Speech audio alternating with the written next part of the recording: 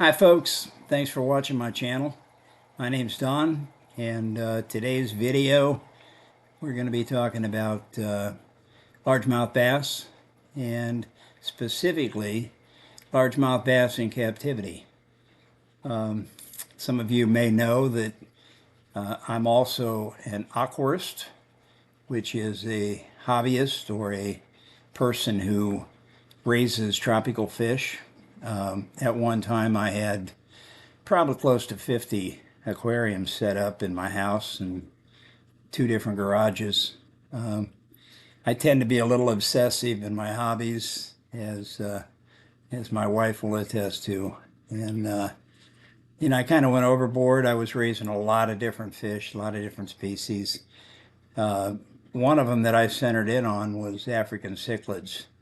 And I have to tell you, one of the most colorful fish that you can raise in an aquarium. There's really only two, but the one I enjoyed the most was probably the African cichlids. They come in a wide variety. They come from a number of different lakes. Um, there's a little bit of strategy in terms of mixing them, but for the most part, if you want to really create a beautiful, I mean, a breathtaking aquarium, and you just strictly want to use African cichlids, then the key is just get nothing but males, because the males have all the plumage. They're the ones that have all the color. And as they grow, that color really comes out. The cleaner the water, the better the color.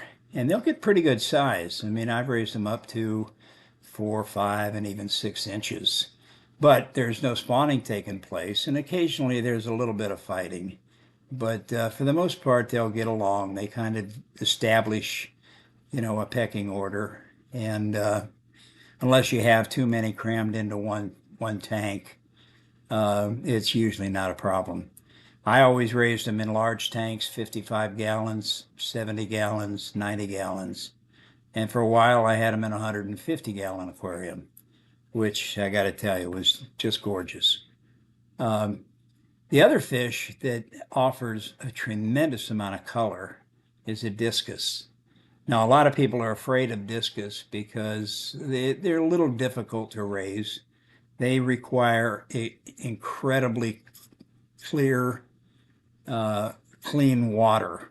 And unlike most fish, in fact, the tropical fish I just mentioned, the peacock bass, um, they they don't really require super clean water. You can do water changes, every week. Take a little bit out of the tank, add some fresh water, make sure the filters are clean.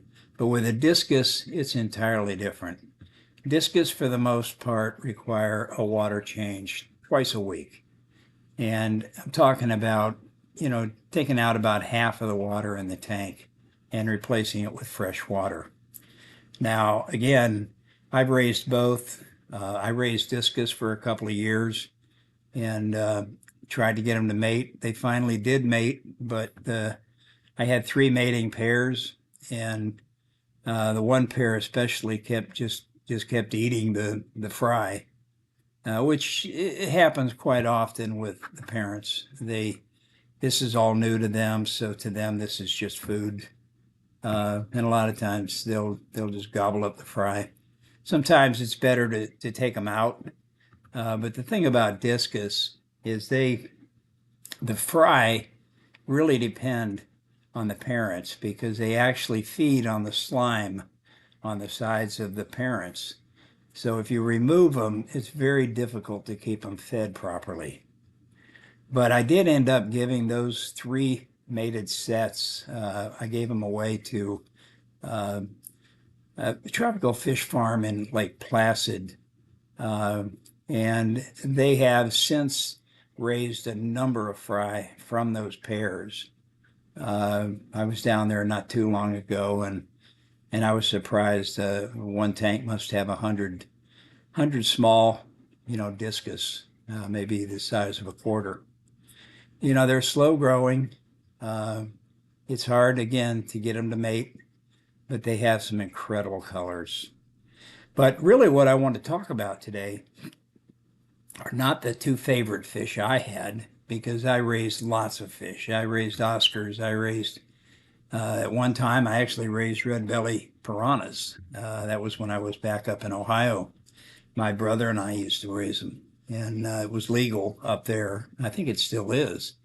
You can't have red belly piranhas down here for the obvious reasons. We don't want you releasing those things in our lakes because they may survive. They probably wouldn't survive in Highlands County, but they might survive the closer they get to, say, Fort Lauderdale and Miami. And we really don't want to take that chance. So they don't allow to be sold here in the state of Florida, and probably rightly so. But and just a brief aside on the red bellies, they were a lot of fun. I mean, a lot of fun to raise. My brother Bill and I, we had about 6, 7 tanks, 55 and 70-gallon aquariums, and we had dozens of red bellies. We had a couple of silvers and a couple of blacks, but the red bellies were our favorite because they're really colored nicely. They've got a real red chest, and almost their skin almost looks like diamonds. But the thing about raising red belly piranhas is you got to keep them fed because if you don't, they'll quickly eat each other.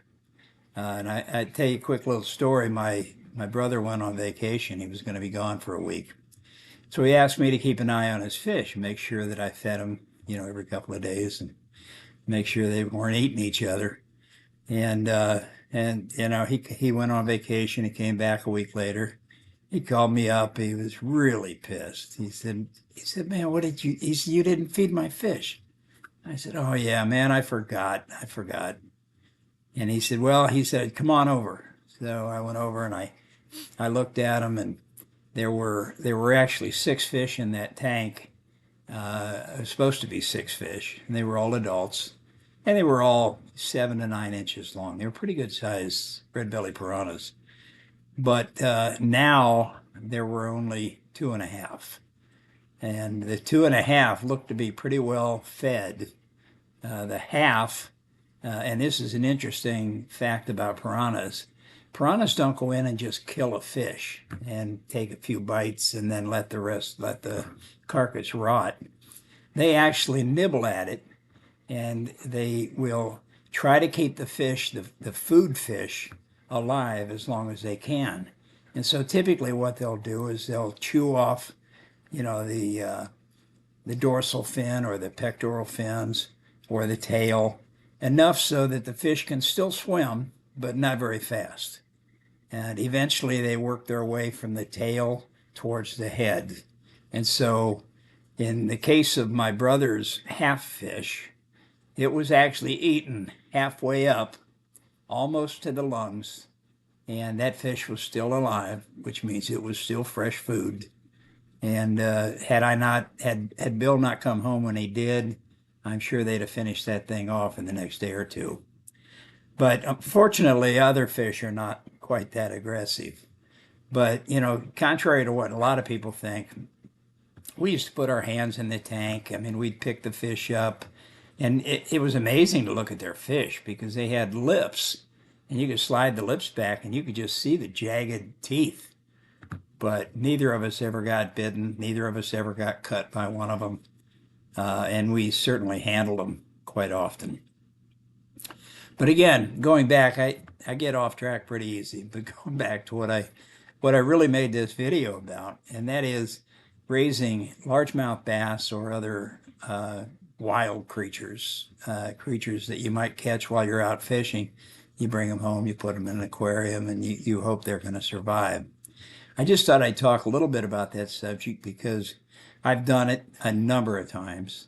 I've actually raised largemouth bass up to 5 and 6 pounds and then let them go, which I learned later was probably a mistake. And the reason it was a mistake, according to the biologists, is the fish never learned to hunt. They didn't have to hunt because I provided all the food for them. And so if I, raise them up for a couple of years and then let them go, they're pretty much at a loss. They're just kind of laying in the same spot waiting for me to come around and feed them again. So you got to be careful if you're going to do something like that. But I did raise quite a few. In fact, both peacock bass, not the African peacocks, but peacock bass that you find now in South Florida, and largemouth bass can both be purchased. And you can purchase the fingerlings. You can purchase them on eBay, and there's a lot of pet shops, particularly the tropical fish farms that'll sell them during certain times of the year. They're a little expensive. They'll run anywhere from $20 to $50 each. But at one time, just as a kind of an experiment, I ended up buying six peacock bass, fingerlings, and six largemouth bass. Now these were Florida strain largemouth bass. And I put all 12 of the fish together in a 150-gallon aquarium. And I wanted to see the interaction, but I also wanted to see kind of their growth patterns.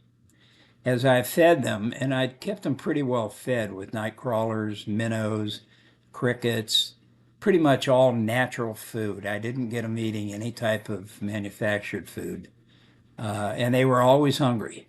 But what was interesting is there was always one or two of the peacocks and one or two of the largemouths that were the dominant fish in the tank. And they would always eat more than the other fish. And as a result, they soon got much larger. And of course, it didn't take too long. And I remember one morning I walked out with a cup of coffee and was going to relax for a few minutes and watch the fish in the garage. And I just happened to notice that there didn't seem to be 12 of them anymore. There was only 9. And as I went through and kind of counted them, it appeared that 2 of the peacocks were gone and 1 of the largemouth was gone. Now, I don't know who ate them, but somebody ate them. And unfortunately, that's the price you pay, if you're not going to keep up with the herd, with the school, you've got to eat as much as everybody else does and stay the same size, or eventually you're going to get eaten.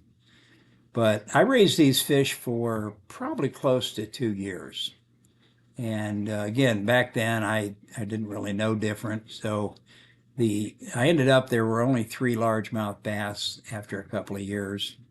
They had eaten another one, and I think 2 of them actually got sick. So there were only 2 largemouth bass left, and they were about 2.5, 3 pounds at the time. And again, I just let them go. I didn't know better. So God knows what happened to them. But at least they were eating natural food. So, maybe they'll continue to look for those types of food. As far as the peacock bass, after a couple of years, they were just beautiful fish. As you may or may not know, peacocks have some really bright, brilliant colors. And the bigger they get, the healthier they are, the better these colors come out. But there were only 2 left after this period of time. And again, I don't remember any of them actually getting sick where I had to remove them. So, they obviously, either they or the largemouth bass ate a few of their brothers and sisters, and there were only 2 left. So what I ended up with was 2 peacock bass because I'd removed the largemouth, and I had 2 peacock bass in this 150-gallon aquarium. And I just didn't do much with them, just didn't pay a whole lot of attention. And I thought, well, I'll just let them get bigger, let them, keep feeding them, see how big they'll grow. Well, the next thing I know, they're spawning. Apparently it's a pair. Maybe that's why they didn't eat each other. I don't know, but apparently they were old enough now and mature enough that they were. I watched them kind of dig out a little plot on one end of the aquarium, kind of the dark side, and they laid eggs. And it didn't take long, and suddenly there were some small fry in the tank with them. Parents, bass in particular, will generally, the male will guard the fry for at least a couple of weeks, and then eventually that switch gets turned off, and they'll become aggressive and they will attempt to eat the fry. But by then, after a couple of weeks, the fry they've fragmented. They've gone, some have gone this way, some have gone that way. Many of them have already been eaten.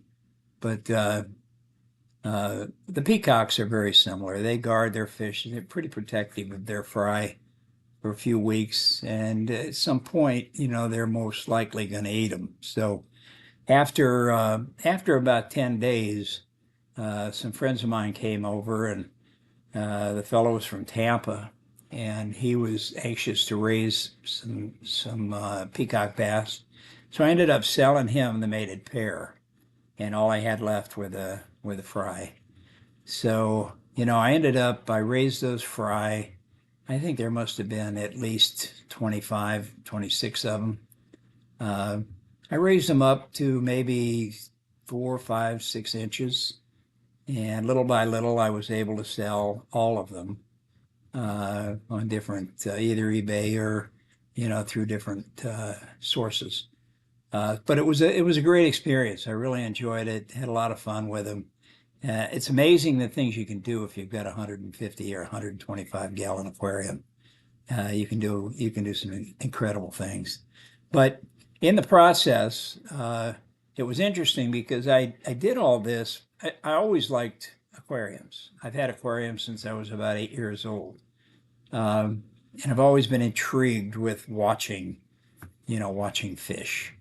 Obviously, I like to catch them, but just to be able to watch them, and see what their world is like is truly amazing.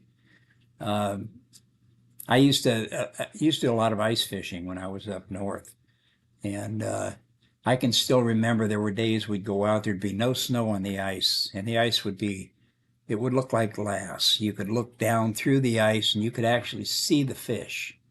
And I was always amazed by that, to be able to see fish in their natural world. In fact, there was a time, and again, I'm not sure how old I was. I think I was probably pretty young. But I remember my brother and I went down to the Cuyahoga River. By the way, the only river to ever catch on fire. That's where I grew up. But we went down to the Cuyahoga River, and we caught a bunch of bluegills and pike and a couple small bass. I mean, we caught a little bit of everything. We brought it home in a bucket. And this is the middle of winter. It's probably February, but at that time there wasn't too much snow on the ground and it hadn't been real cold. And we brought those fish home in a bucket and we put them in a trash can, filled the trash can up with water, probably killed them in the process. And little did we know back then that, that you had to treat the water. But we filled the garbage can up with water from the garden hose. And, I dumped the fish in, went in the house, and that night it got pretty cold, which was okay with us because our goal was to go out the next morning and drill a hole with my dad's ice auger and ice fish and catch those fish again. So we were all excited. The next morning we quickly ate breakfast and jumped into our winter clothes. It was a raging blizzard by the time we got outside, snowing and really coming down, probably in the 20s, pretty cold out. But we were still excited. We each had our fishing rod and we had our baits. And of course, before we could do anything, we had to drill a hole. So Bill got up on a stool with the auger, started cranking away. And after about 5 minutes, he's still cranking and he's still cutting through ice. And the hole must be, a foot deep by now. And finally I said, wait a minute, Bill, it looks like you're cutting up one of the fish. And so what happened, as you can well imagine, the entire trash can froze. It was one big ice cube. And inside that ice cube were 8 or 10 fish that we had brought home that we thought we were going to be able to catch the next day ice fishing. So anyway, that was just a short little story from when I was a kid and just how stupid I was at the time. But anyway, I I want to keep going here on the idea of raising bass in an aquarium. I want to point out a few hazards. It's easy to go out and catch a bass and think, yeah, just stick him in an aquarium. The problem is, and I've witnessed this so many times that I know it's a fact. If you catch a 6, 7, 8, 10-inch bass, even larger, and you put him in an aquarium, I don't care how big that aquarium is. But if you put him in an aquarium, you'll notice almost immediately he'll go from side to side and he'll hit his lower lip on the glass. And of course, to him, that's just his effort to try to get out. But he'll continue to do that, and over the next 3 or 4 days, you'll notice that his lower jaw will become infected. It'll become bruised, and pretty soon there'll be a fungus growing off of it. If you don't release him pretty quickly, that fungus will kill him. I've seen it happen. It's happened so many times that I don't even make any attempt to do it anymore. The only way to successfully raise a fish like a bass in an aquarium, regardless of the size of the aquarium, is to start with a fingerling. If you start with a fingerling, a fish that's, a couple inches long, to them, a 55-gallon aquarium is huge. I mean, that's a big area for them. The likelihood that they'll go from one side to the next and keep bumping their lower lip is pretty slim. So in reality, they'll get accustomed to being in that tank, and even as they grow and they become bigger, it doesn't really matter. The fish that I raise, the peacock bass and the largemouth bass, they're 2.5, 3-pound fish. Not once did they hit the sides of the tank attempting to get out because they'd grown accustomed to the amount of space that they had. But let me just deviate a little bit. I spent all my life in sales and marketing. And one of my heroes back in the 70s, 80s, even into the 90s, was a guy named Zig Ziglar. And if you're in sales or if you know anybody in sales, they can easily relate to Zig Ziglar and some of the things that he used to teach.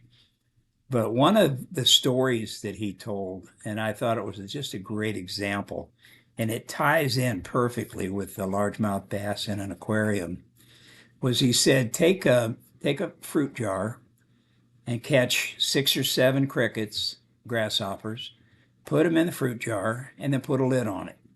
And for the next 2 days, all you'll hear is plink, plink, plink, and it's the grasshoppers or the crickets jumping and hitting the lid on the fruit jar. But here's an interesting thing that happens, he used to say. After about 2 days, they continue to jump, but they adjust their jump so they no longer hit, the lid on the jar. And so you can actually remove the lid. The crickets, the grasshoppers will continue to jump just like they did before, except now they only jump as high as where the lid used to be. And I think that's a great example of what happens with largemouth bass or with peacock bass when you put them in an aquarium. They adjust. They realize what size they have, and pretty soon they don't fight it anymore. So anyway, it's a lot of fun. There's been some videos out there. In fact, I watched one the other day where a fella had, I think, a bluegill and a bass that he'd been raising for a long time. And I think the bluegill was kind of a bully. It was a big old bluegill, and I think it was kind of bullying the bass. Size matters when it comes to fish, as it does other things. But that particular video is pretty interesting. And then there's another one I seen with another guy that's got like a 6 or 8-inch bass, and he's built a huge, done a great job with the aquarium. And that's the other thing. You can have a sand bottom, you can have a gravel bottom. You can put, all types of vegetation in there. But I got to warn you, the more you put in there, the more hiding places you'll create. And, you know, one of the advantages of having an aquarium is the ability to watch the fish. But if you create too many hiding places, you know, you'll end up just looking at an aquarium with water in it and wonder what happened to the fish that you put in there. So I'll probably do other videos on fish, tropical fish, as well as game fish and aquariums. Uh, but I did want to mention the fact that, you know, I started doing a lot of tropical fish uh, caretaking right after I had a heart attack in 2017. Um, all my life I raised fish. All my life I've had aquariums. But at that point, you know, it seemed like a good time to kind of slow down a little bit. And aquariums are a pretty easy hobby. You know, it kind of keeps you home. You're not out in the, you know, trying to catch bass, and you're not out in the woods stomping around trying to shoot a deer or wild turkey. So it's a nice hobby, and for me, it provided a lot of relaxation, and it kind of met the doctor's orders as to, you know, slow down a bit, which I did. Um, and again, I kind of got carried away with with 49 or 50 aquariums. I guess you could say that's a little obsessive. But during that time, I learned a lot, and I actually wrote a book. Surprising. I wrote a book about all these different fish that I raised, and you can see the cover of the book. It's got pictures of two of my discus. The book is called The Aquarist. It's a great book. I had a lot of fun writing it. What I've done is I kind of dedicated each chapter in the book to different species of fish. And there is a species, I mean, there is a chapter on largemouth bass, you know, and it involves the care, the feeding, how to set up the tank properly, everything that you need to know if you want to get involved with the hobby. So anyway, for now, I'm going to sign off. I hope you enjoyed the video. I'm sure I left a few things out, but please like my channel, subscribe to it. There's going to be many, many more coming. And if you would, please leave a few comments below. Thanks again for checking in.